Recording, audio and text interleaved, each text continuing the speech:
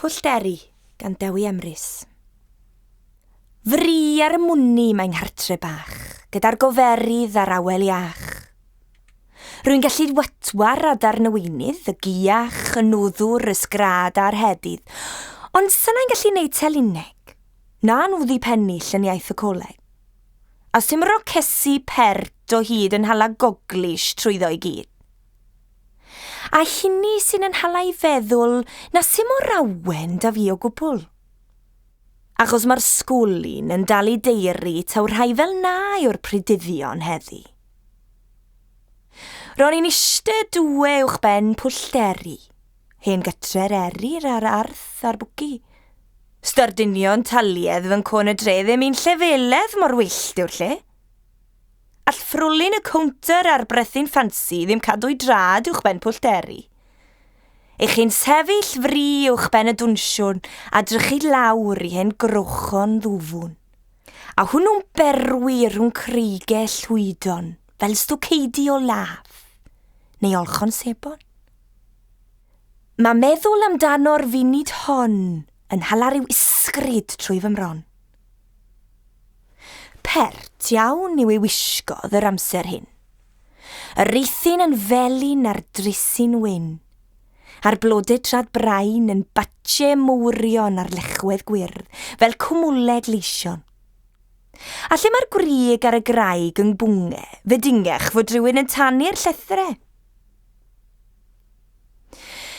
Yr haf i yno, fel angel ewn a baich o'r i banau ar ei gewn. Dim ond fe fysa'n ddigon hal i wasto i gifodd ar le mor wal. A sbortan wrth halar hyn grwpyn eithyn i allwys hofryn lawr dros y dibyn. Fe bange hen gibydd a falle boddi tai yn gweld hynny uwch ben Pwllteri. Mae un o ryw bysyn bach o drath beth alle fod, rhyw drigen llath. Mae un o dŵad, ond nid rhyw bwer, a hwnnw'n gywir fel hanner llwer.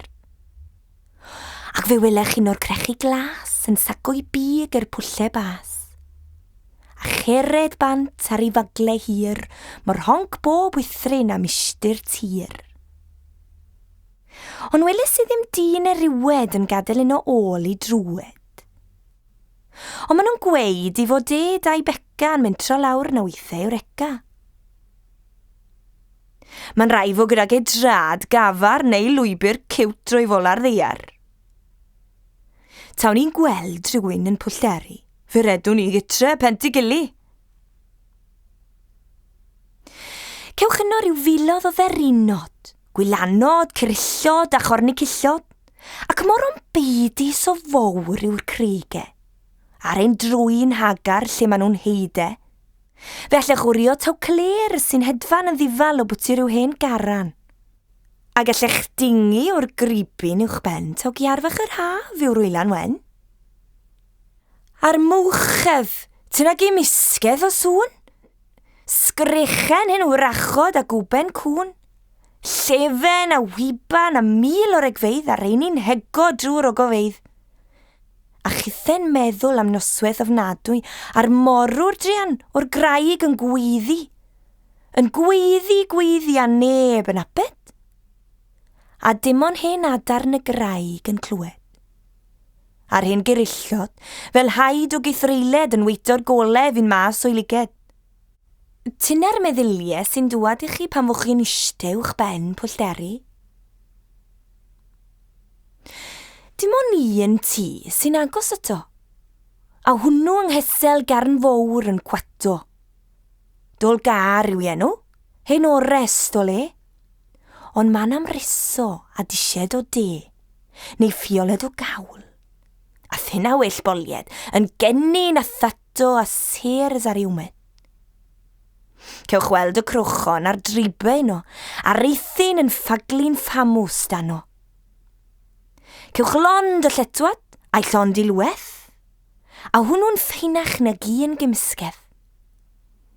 A chewch lwy bren yn y ffiol hefyd, a chwlffyn o gaws o hen gosyn hyfryd.